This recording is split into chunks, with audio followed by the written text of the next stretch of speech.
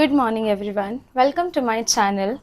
Today we're going to start the new chapter of class 12th biology, chapter number 7, human health and diseases. So first of all we'll know about health. What is health? According to WHO, health is a state of complete physical, mental and social well-being. WHO के according अगर एक individual जो है वो physically fit है, mentally जो है उसके ब्रेन जो है, ब्रेन के फंक्शंस है वो प्रॉपर है, सोशली मीन्स सोसाइटी में जो उसका बिहेवियर है, उसकी सोशल लाइफ है, वो अगर सब ठीक है तो एक पर्टिकुलर इंडिविजुअल जो है वो हेल्दी है, उसकी जो हेल्थ है वो प्रॉपर है. Okay, so this is the definition given by WHO. Health is a state of complete physical, mental and social well-being. Now, the next is factors affecting health. ऐसी क्या क्या चीजें हैं जो हमारी हेल्थ को अफेक्ट कर सकती है. यहाँ पे मैंने 3 पॉइंट्स मेंशन किए हैं: genetic disorders, infections and lifestyle. The first one is genetic disorders. Genetic disorders वो डिसऑर्डर्स होते हैं, ऐसी बीमारियां जो पेरेंट्स से उनके बच्चे में ट्रांसफर हुई है through genes from one generation to next generation. ऐसी बीमारियों को हम जेनेटिक डिसऑर्डर्स बोलते हैं. अगर कोई बीमारी है वो जीन से पेरेंट से नेक्स्ट जनरेशन में पास हुई है तो वो जो पर्टिकुलर इंडिविजुअल है वो हेल्दी नहीं होगा. Okay, the next one is infections. Infections, अगर हमारा इम्यून सिस्टम वीक है तो हमको बहुत सारे इन्फेक्शंस जो है वो आके अफेक्ट कर सकते हैं. There are so many infections in our environment, okay, जो कि हमारी हेल्थ को बिगाड़ सकते हैं. So the second point is infections. Now the next one is lifestyle. Lifestyle include food, water and habits, regular exercise. ये सारी चीजें जो है ये लाइफस्टाइल में आती है. हम खा रहे हैं, हम खाना खा रहे हैं, हम एक्सरसाइज नहीं कर रहे हैं, हम प्रॉपर फूड इनटेक नहीं कर रहे हैं, ठीक है, हमारी बॉडी को प्रॉपर न्यूट्रिशन नहीं मिल रहा है, वाटर के मिनरल्स नहीं मिल रहे, तो हमारी बॉडी जो है वो अच्छे से काम नहीं करेगी और वो हेल्दी नहीं होगी. So these are some of the factors which affect health. The first one is genetic disorder, the second one is infections and the last one is lifestyle. Okay, अगर एक पर्सन है वो खाया जा रहा है, वो एक्सरसाइज नहीं कर रहा है, क्या होगा, उसकी बॉडी में फैट जमा होगा और उसको ओबेसिटी की प्रॉब्लम हो जाएगी. ओके, सो ऐसे क्या होगा, उसकी हेल्थ अफेक्ट हो जाएगी. So these are some of the factors which affect health. Now the next is how do we maintain good health. हम एक गुड हेल्थ को कैसे मेंटेन कर सकते हैं. हमने ये तो देख लिया कि हेल्थ क्या होती है, क्या क्या फैक्टर्स है जो हमारी हेल्थ को बिगाड़ सकते हैं, लेकिन हम उस गुड हेल्थ को कैसे मेंटेन कर सकते हैं.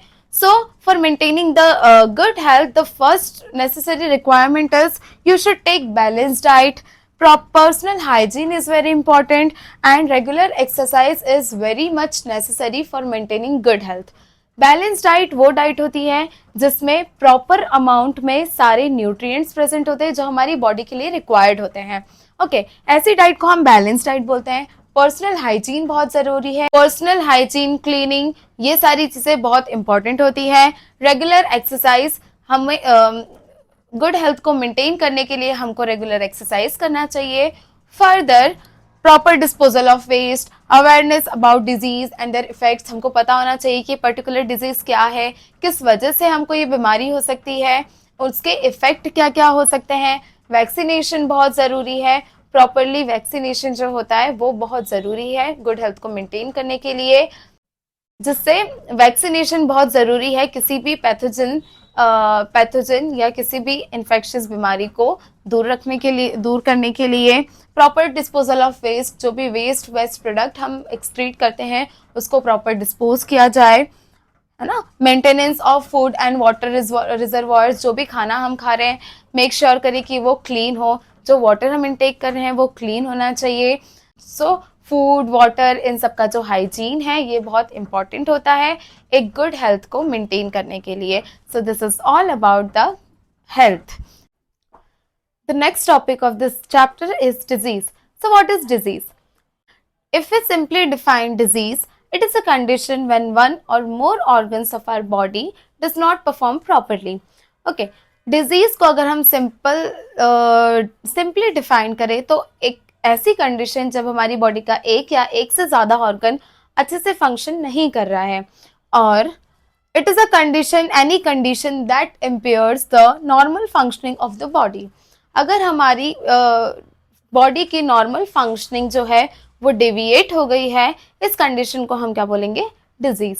ओके, डिजीज को दो ब्रॉड कैटेगरीज में डिवाइड किया गया है, infectious and non infectious. Infectious diseases को हम स्प्रेडेबल या कॉन्टाजियस भी बोलते हैं, क्योंकि ये बीमारियां ऐसी होती है जो एक पर्सन से दूसरे पर्सन तक बहुत इजीली ट्रांसफर हो जाती है। ओके, लाइक वायरल डिजीजेस, जो कॉमन कोल्ड है, एड्स है, ये जो है ये इन्फेक्शियस डिजीजेस है, ये एक पर्सन से दूसरे पर्सन तक बहुत इजीली ट्रांसफर हो जाती है। And when we talk about non infectious को नॉन स्प्रेडेबल और नॉन कंटाजियस डिजीजेस भी बोलते हैं, क्योंकि ये डिजीजेस एक पर्सन से दूसरे पर्सन तक इजीली ट्रांसफर नहीं होती है। Okay, for example cancer, arthritis.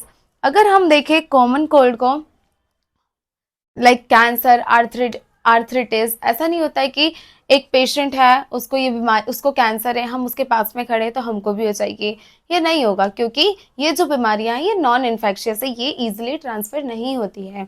लेकिन अगर कोई पेशेंट है, उसको कोल्ड हुआ है और उसको कोल्ड हुआ है, उसने स्नीज किया, तो उसके जो ड्रॉपलेट्स थे, इन्फेक्टेड ड्रॉपलेट्स, वो इन्वायरमेंट में आ गए, और फिर वही ड्रॉपलेट्स को एक नॉर्मल पर्सन ने जब इनहेल किया तो उसको भी वो डिजीज हो गई।